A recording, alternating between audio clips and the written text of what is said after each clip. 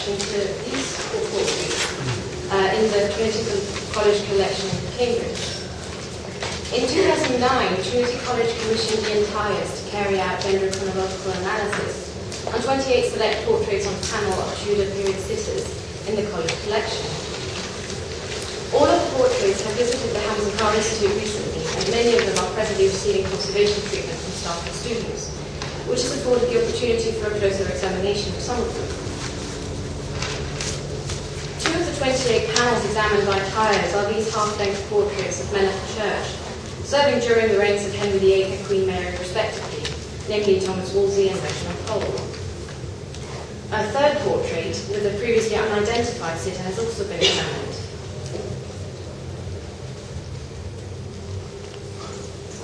And finally, a fourth portrait of Stephen Gardiner, Bishop under Henry VIII and Lord Chancellor under Mary, which was also analysed by Tyers on a separate occasion, has been included in this group due to the results of the chronology, which showed that the total of 8 boards, making up these 4 panels, 2 boards in each, all came from the same 2 boards of oak trees, the distribution of boards being as shown, so tree A and tree B. Furthermore, the sapwood present on 3 of the boards allowed for the establishment of a usage date range of about a decade, spanning the years of 1585 to 1596. On the basis of the dendrochronology, it's reasonable to assume that these 4 portraits constitute, or at least are part of, the same commission, and it has therefore been a focus for the investigation to examine other aspects of this recently discovered link.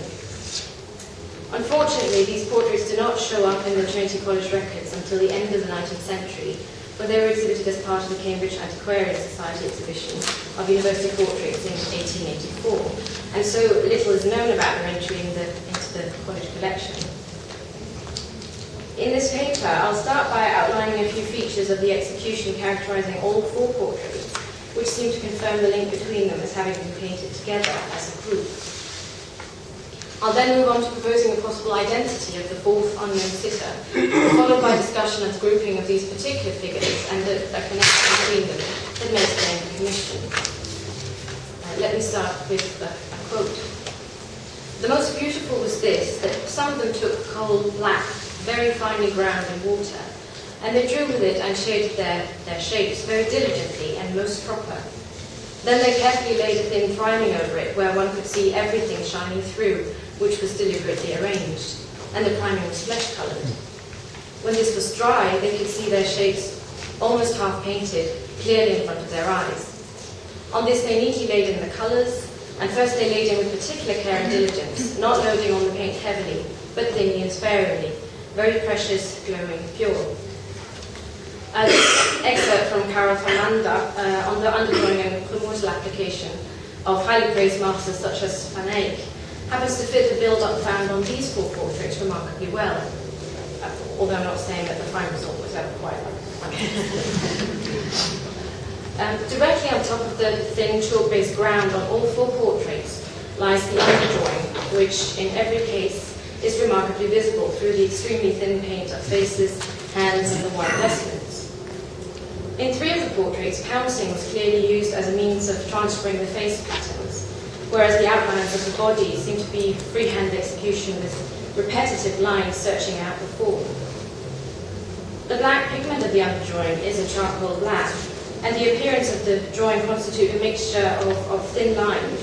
that look like they could have been executed with a hard dry point, as well as a wet application of more substantial lines used to reinforce and thicken elements of the drawing, both in the outlines as well as in the repetitive strokes of hair and beard, as can be seen here without the aid of photography into the portrait of Polya. In a few areas, the wet underdrawing also comprises something in between a line and a wash, creating shadows like those along Wolsey's chin. If a binding medium other than water was used for the underdrawing, it has not been possible to detect it. And the damage to the underdrawing in Wolsey's White Rochet confirms that, however the charcoal pigment was found, it was indeed very sensitive to water. On top of the underdrawing, a thin imprimatur has been found to be present, consisting mainly of lead white, with a small addition of coloured particles rendering it a light, warm greyish tone, so somewhat similar to the flesh tone for Morsel noted by Amanda, this still very much allows for the extensive underdrawing to be seen. The pigment use in all areas examined points to a somewhat modest palette, excluding most of the more expensive pigments, but making ample use of chalk, lead white, earth, and blacks. But Red Lake, a somewhat more costly pigment, has been used extensively for 2 consecutive glaze layers of the red mozzettas and barrettas in the portraits of Pole and Wolsey. The technical examination does, however, suggest that the lake was precipitated onto a poor quality chalk substrate, and these somewhat thick applications suffer from what seems to be extensive drying crackler, especially in the deeper red shadows. Another shared trait between the Pole and Wolsey portraits is the comprehensive wash of thin red lake in the build-up of the white rochers, applied underneath the top extremely thin white paint layer, perhaps to give the illusion of the transparency of the white fabric, under which a red cassock could be present as part of the cardinal's vestments. So summing up, the technical examination has shown many similarities in the execution and materials used for the 4 portraits. And just as the panel substrates were made to form a group, a close look at the actual paintings have likewise pointed to an execution by the same hand or hands. Moving on from the execution of the paintings, I'd like to now look at the links between the sitters as a group commission. In 1593, Queen Elizabeth appointed Thomas Neville as Master of Trinity College in Cambridge. From 1593 to 1615, Neville designed and presided over the architectural development of Trinity to form the basis of what it is today, and part of his activities included having the Master's Lodge significantly expanded. And it's tempting to speculate that a consequence of the expansion would have meant more wall space on which to hang paintings. Thomas Neville also owned a beautifully coloured copy of the 1570 second edition of John Fox's Acts and Monuments, an extensive account of Christian martyrs throughout Western history, which particularly emphasised the sufferings of English Protestants during the reign of Mary Tudor. And on his death, he left the 2 large volumes to Trinity. In Fox's book, Wolsey, Pole and Gardiner feature prominently, as does the Bishop of London during Mary's reign, Edmund Bonner, coined by Fox as Bloody Bonner, whose persecutions of heretics is described in gory detail, also visually, in these 2 illustrations. I believe that it's both possible and likely that these illustrations of Bonner were shown to the painter commissioned by Neville to paint the 4 portraits presented here. I have found no other contemporary likenesses of Bonner, and these illustrations already present in Fox's first edition of his book from 1563 would have been executed while Bonner was still alive, imprisoned by Queen Elizabeth in the Marshalsea prison, where he remained until his death in 1569. An excerpt from the book on the scourging of Thomas Kinshaw goes: "So he sent for a couple of rods and caused him to kneel against a long bench in an arbour in his garden, where Thomas, without any enforcement, offered himself to the beating and did abide the fury of Bonner, so long as the fat-paunched bishop could endure with breath, until for weariness he was fain to cease, and give place to his shameful act.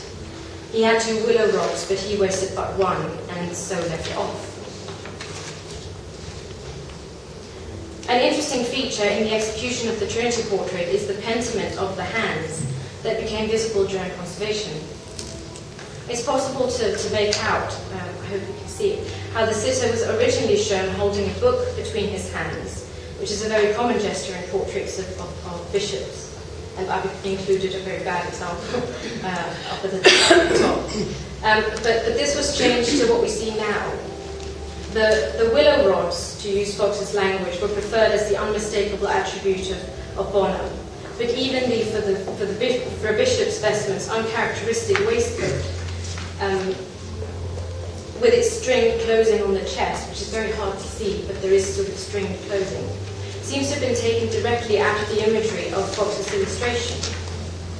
The difference being, of course, the way that the string is neatly tightened in the painted portrait, as opposed to Bonner's bursting out of his waistcoat in Fox's illustration, whereby his extreme agitation is cleverly emphasized and serves to stress his lack of self-control. Bonner's actions during Mary's reign did not serve to increase his popularity, and indeed the 2 illustrations in Neville's coloured copy of Fox's book have suffered defacing. Interestingly, the painted portrait has likewise suffered vandalism in the form of scratches on the sitter's face, which could suggest that the sitter was actually identified as being Edmund Bonner, or at least increases the likelihood that the painting portrays a person found to be of strong distaste to someone. If we accept the proposition that the fourth sitter in this portrait group is indeed Bonner, and that the commission is likely to have been the then Master of Trinity College, Thomas Neville, then we're left with the question of why a former chaplain to the Queen, who had even received his college mastership from Elizabeth herself, would commission a group of portraits of four men who had been defenders of the Catholic faith. There's no evidence that Neville himself had kept to the Old Faith, and certainly the trajectory of his career suggests that publicly he was on the same page as the Regent.